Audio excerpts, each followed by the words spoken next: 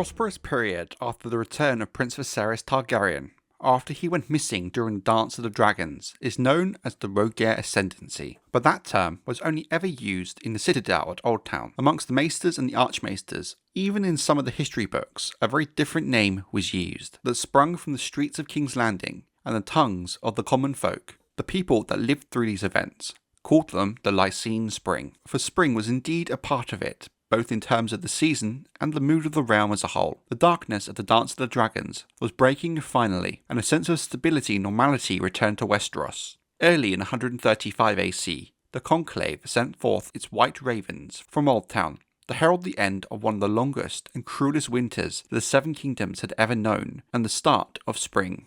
Spring is ever a season of hope, rebirth and renewal, and the spring of 135 AC was no different. The war in the Iron Islands came to an end with peace now in the west, and Lord Cregan Stark of Winterfell borrowed a huge sum of money from the Iron Bank of Braavos to buy food and seeds for his starving small folk. Only in the Vale the bloody fighting still continue, and would do for some time. Furious at the refusal of the Arryn claimants to come to King's Landing and submit their dispute to the judgment of the regents, Lord Thaddus Rowan sent 1,000 men to Goldtown under the command of his fellow regent and husband of Rhaena Targaryen, Sir Corwyn Corbray, to restore the king's peace and settle the matter of succession. We shall delve into his attempts to bring this peace later. Meanwhile, King's Landing experienced a period of prosperity and growth such as it had not seen in many years since before the Dance of the Dragons, in no small part thanks to House Rogare of Lys and their trading partners. The Rogare Bank, recently set up on the Hill of Visenya, was paying rich returns on all of the money deposited within them, leading to more and more lords and even some well-off common men to entrust the Lysene with their gold.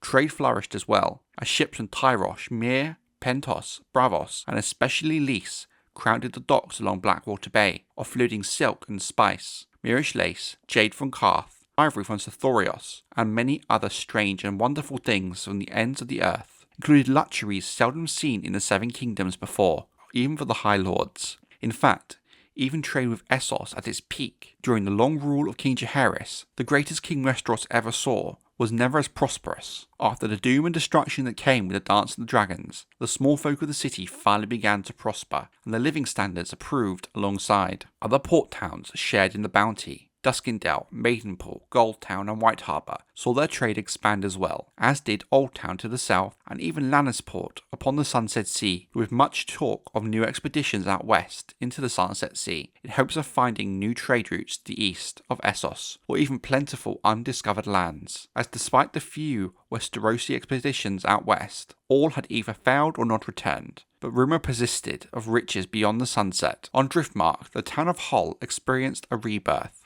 Scores of new ships were being built and launched, and Lord Oakenfist's mother greatly expanded her own trading fleet and began working on a partial manse overlooking the harbour that Mushroom dubbed the Mouse House. Across the narrow sea, Lys itself was prospering, the velvet tyranny of Lara Rogare, who had taken himself in the style of the first Magister for life, and when his brother, Drazenko, married Princess Aleandra Martell of Dawn and was named her prince consort and lord of the Stepstones, the ascendancy of House Rogare reached its apex.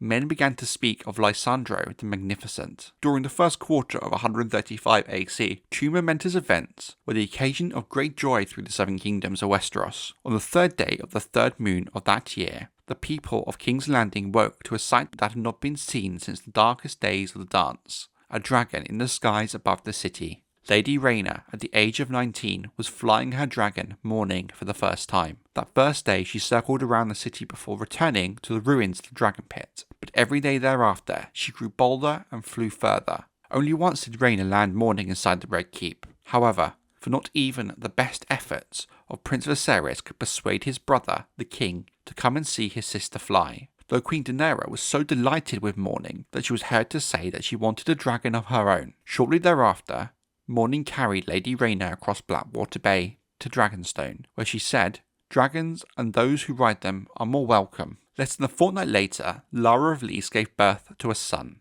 Prince Viserys' firstborn child. The mother was 20 years of age, the father only 13. Viserys named the child Aegon after his brother, the king, and placed the dragon's egg inside the cradle, as had become custom with all true-born children of House Targaryen. Aegon was anointed by the 7 oils by Septon Bernard in the royal sept, and the bells of the city rang in celebration of his birth. Gifts were sent from every corner of the realm, though none so lavish as those bestowed upon the baby by his Lysene uncle. In Lys, Lysandro the Magnificent declared a day of feasting in honour of his grandson. Yet even in the midst of joy, whispers of discontent began to be heard. The new son of House Targaryen had been anointed into the faith, but soon enough the city heard that the mother meant to have him blessed by her own gods as well.